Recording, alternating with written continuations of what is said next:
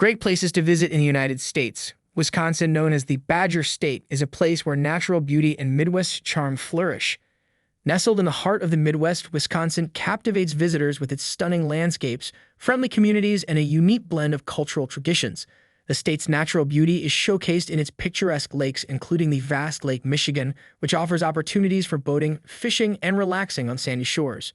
Wisconsin's rolling hills, verdant forests, and pristine state parks provide a haven for outdoor enthusiasts, with hiking, biking, and camping adventures awaiting at every turn.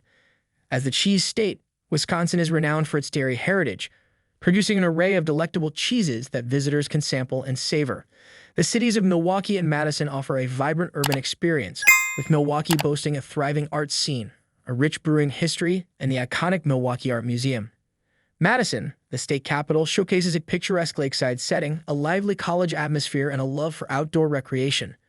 Door County, a popular tourist destination, enchants visitors with its charming coastal villages, scenic lighthouses, and cherry orchards.